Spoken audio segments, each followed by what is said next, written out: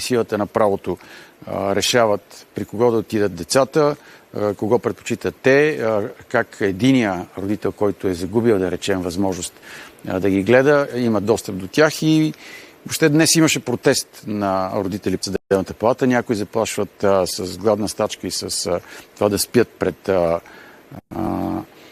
учреждението. Ще си говорим с двама родители, забележете, защото много често има и мъже, които са унеправдани, както и майки, което е по-редкия случай. Петя Бонева и Кирил Ников след малко и по тази тема ще си поделят личните драми и за това как може да се спасим от тях.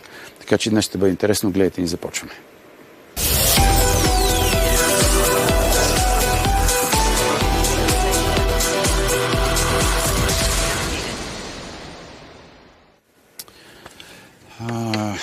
На chromsolvelife.78.tv и на QR кода вече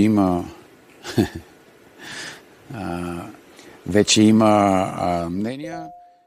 Ще ги пусна с идеята, когато по темата говоря, съответния зрител, който има мнение и позиция, да се чуе и види. Сега казвам здравейте и добре дошли на Петя Бонева и Кирил Ников. Здравейте. Вашата, започвам с дамата, драматична история ми я прати една ваша съименичка, дашката ви Петя Иванова, която е майка на дете загинало в катастрофа и която е един от флагманите на битката срещу институциите, които България по нито един параграф сякаш не си вършат работата. И включително заради натрупалите се огромни проблеми, натиски и напрежение върху съдебната система, излиза, че и там нещата, където уж би трябвало да има справедливост, не се случват по нормалния начин. И в този смисъл, разкажете си вашата история, защото това е сравнително по-нетипичен случай. Майката да няма възможност да се вижда с децата си. В България едва ли повече от 1% от разделените родители и предадените деца е в тази посока. Искам да благодаря на Петя за подкрепата, на всички хора, които днес дойдоха. Аз съм обявила гладна стачка не защото искам да свалям или нещо. Аз искам да имам достъп до децата си, да мога да ги отглеждам, да участвам в тяхното възпитание, образование, развитие, за да станат те едни нормални възрастни хора без липси и дефицити. Колко са големи? Какви са те? Две момчета имате? Децата ми са две момчета, да. Те са на 13 и на 15 години. 290 дни аз нямам абсолютно никакъв контакт с тях. Как се казват двете момчета? Тео и Вики. Теодор и Виктор. Къде са? Защо не можете да ги видите? Те са при бащата. Значи аз съм подала искова молба за да се разделим с бащата януари месец миналата година, когато става въпрос за интересите на децата или за висшия интерес на детето, както обичат да се изказват Държавна агенция по закрила на детето. Тогава тези дела би трябвало да са много по-бързи, по-скоростни, в интерес на детето, да се случват нещата, но ето година и половина моето дело не стартира. Когато децата са въвлечени в конфликт, съда издава спешни привременни мерки, но те се издават на базата на един социален доклад, който не събира абсолютно никакви фактически реални данни с доказателства при кой родител трябва да останат децата по време на тези привременни мерки. И много често тези привременни мерки остават до последна инстанция, което значи, че аз и децата ми в момента търпим непоправими вреди и аз не знам още колко време реално няма да мога да присъствам в живота на децата си. От това, което прочетох, вашата история беше публикувана от две от дамите, които ви подкрепят, Нинела и Петя Иванова. Вие, за да стигнете в ситуацията, в която сте разделени, сте била потърпевша от гледна точки на домашно насилие. Точно така, да. Преследвана от съпруга ви, излял ви 30 литра вода в колата, доколкото разбра, вие сте му помогли да стартира бизнес, но той сега с финансовите си възможности, как да кажа, получава предимства във всяка една ситуация. Точно в училище. Да. Какви опити вие направихте и докъде, при условие, че няма съдебно решение, ситуацията позволява вие да искате да си видите децата? Правила съм опити да хода в училищата и на двете деца. Естествено, учителите не бяха запознати с ситуацията. Запознала съм учители, психолозите на децата, директорите също са наясно. Те просто не искат да взимат страна в такива отношения. Отказват. Аз не искам те да взимат страна, аз търся някаква форма на помощ и подкрепа. Откъде очаквате да я получите? От училищата също, от социалните структури. Значи има толкова много социални структури. Това са Държавна агенция за закрила на детето, Агенция социално подпомагане, с какъв РДСП. аргумент не ви ги дава съпруга ви? Тоест, какво се занимава? С бизнес ли? Какво? Има собствен бизнес, да, не може да преглътне някакво его, което е във вреда единствено и само на децата. А те самите, двете момчета, правят ли опити да общуват с вас? Не, те нямат никаква връзка с мен, тъй като телефоните им са пренасочени към телефона на бащата и дори ходила съм в полиция, още в деня, в който той ги взе за една нощувка и не ги върна. Аз отидох в полицията. Казах, че нямам връзка с децата си, съм притеснена и полицаите казаха, ние няма с какво да помогнем, защото не е минало делото за родителски права.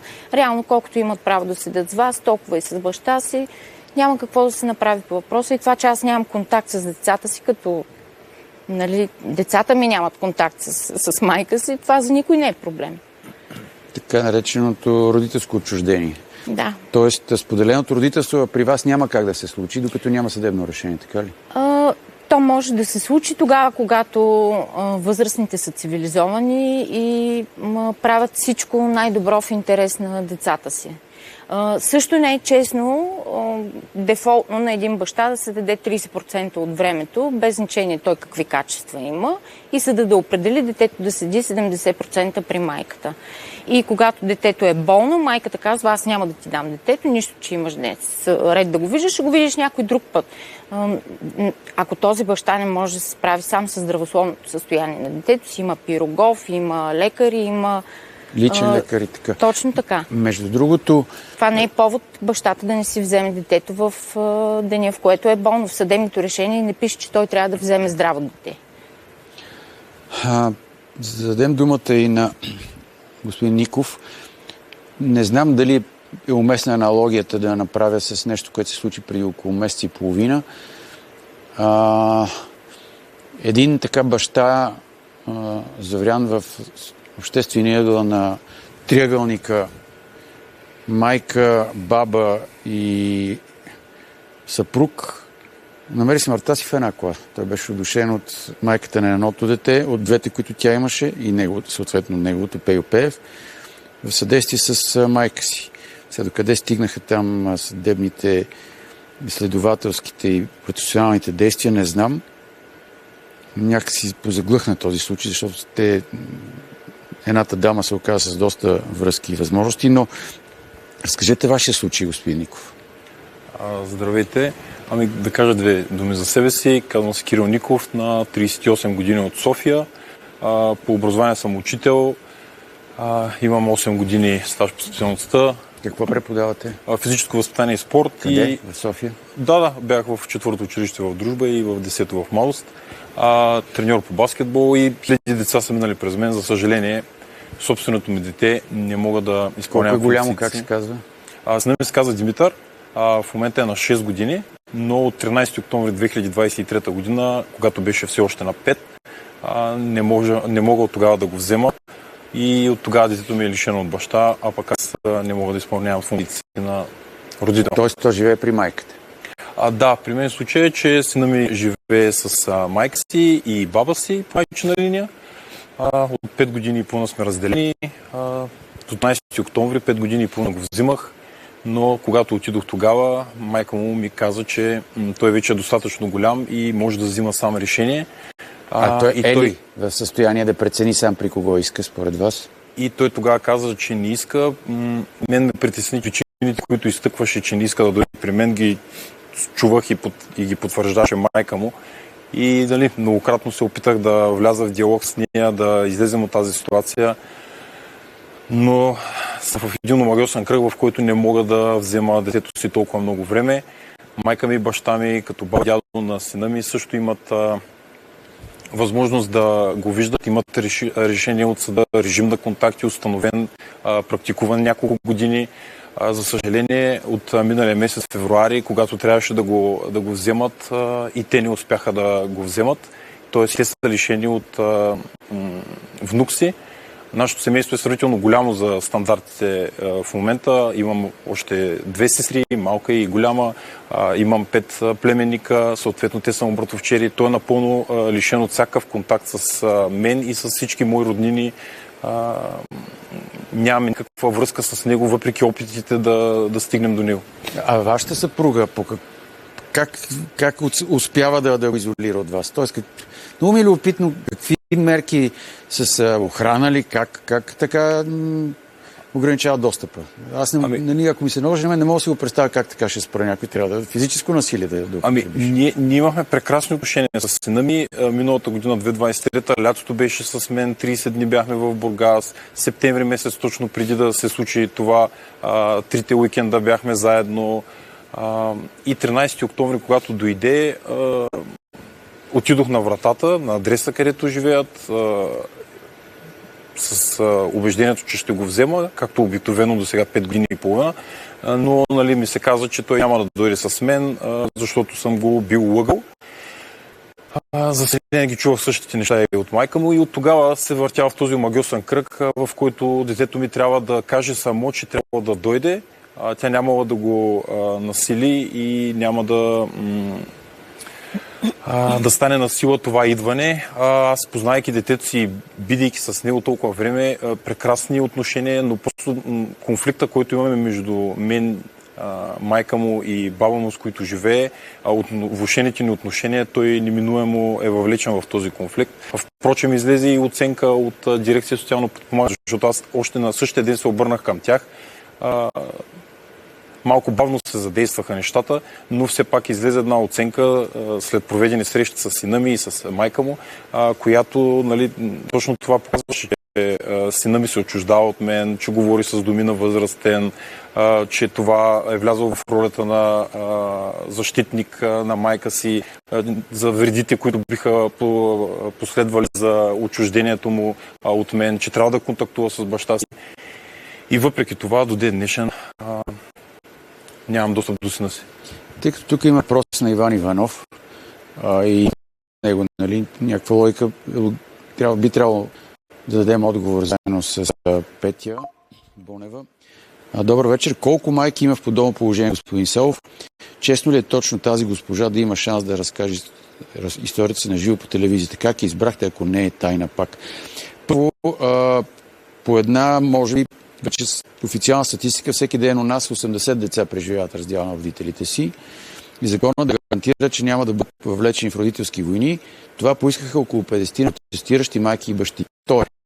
Аз за вас разбрах от Петя Иванова, майката учредител на фондация Ангели на пътя, деца загинали в катастрофи, която при справедливост в всички такива сфери. През нея разбрах вашия протест, видях и прочетох, че имате намерени гладна стачка, да обявите и дори да спите пред съдебната палата и какво лично това да разберем вашия случай толкова ли е фрапиращ и дали е типичен. За родителското отчуждение няма пол, раса и етнос. То може да се случи както при бащите, така и при майките.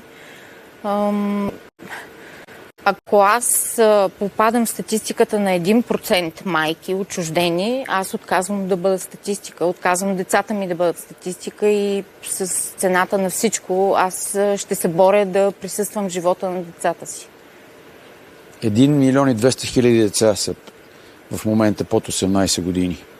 В момента и над 43% годишно браковете се спадат. Това прави около 530 хиляди деца у нас, които преживяват раздялата на майка си и баща си.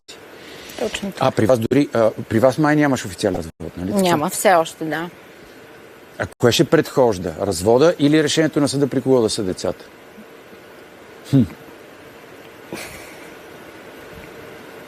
Защото не знам дали са взаимосвързани тези действия на институциите. Като действия на институциите, на институционално ниво, аз очаквам всички тези социални структури да спрат да си прехвърлят топката и да ни връщат ни входящи номера, защото съдбата на нашите деца не е входящ номер.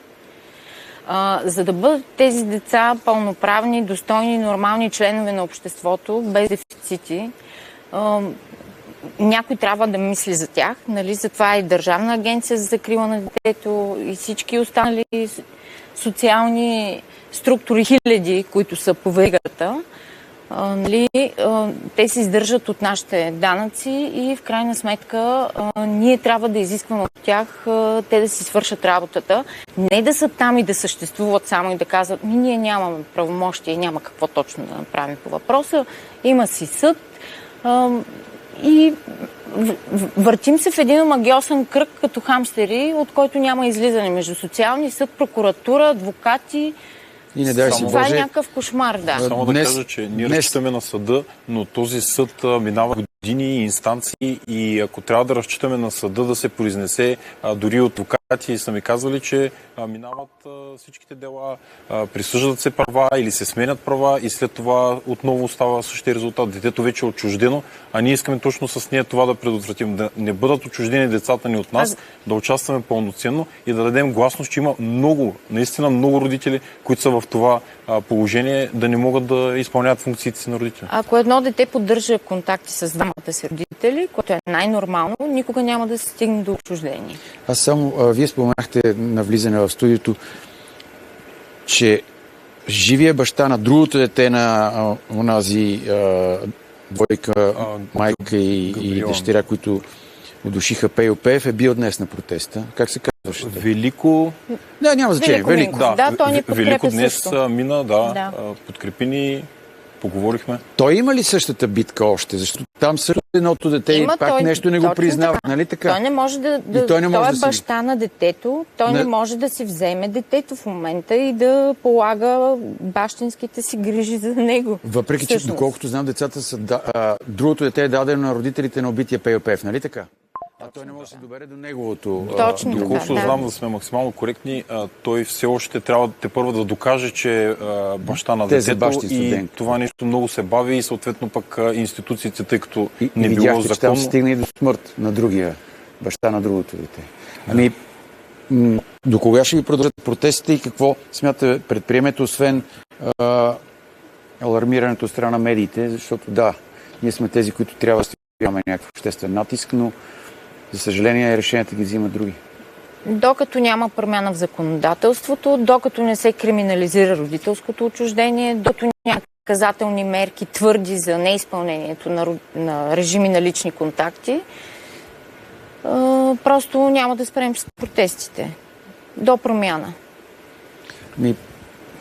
Когато прецените, можете и други родители в същата ситуация, унеправдани от към това да не могат да си общуват, виждат и отглеждат децата. Заповядайте отново. Благодаря на Пети и Кирил. След рекламите на фона на 3 март доста любопитни теми с Юлиан Андреев ще обсъждаме.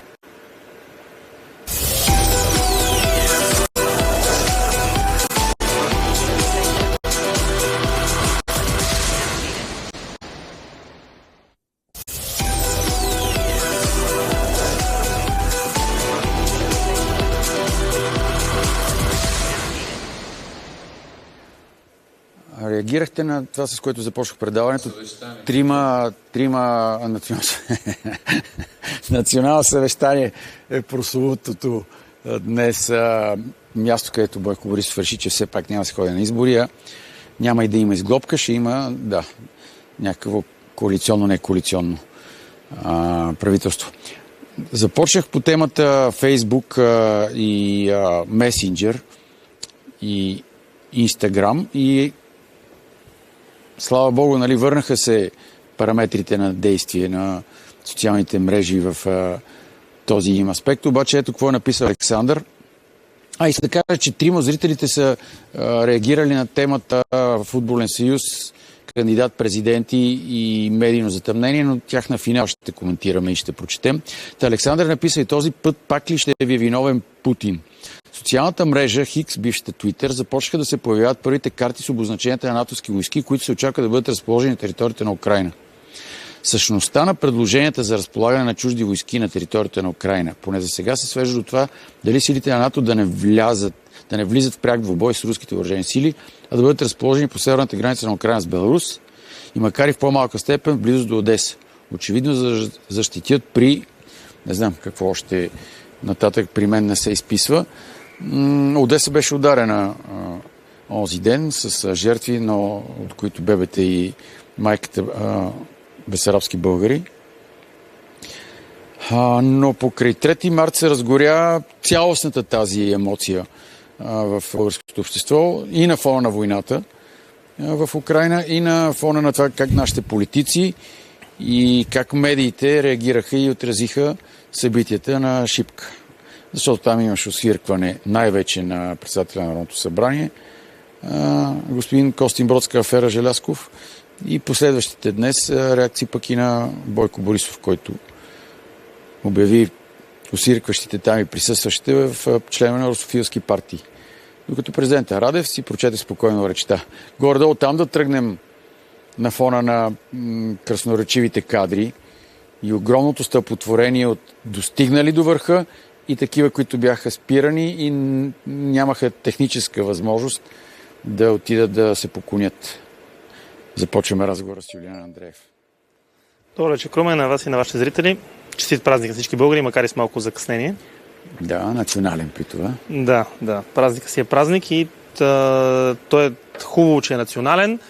И по този повод, защото спора е голям, дали са 3 март, той вече започна да изчезва от учебниците. Не знам дали разбра. Да, чувам от тук от там, но черно на бяло още не съм го видял. Постоянно ми пращат снимки с отворени учебници, в които отсъства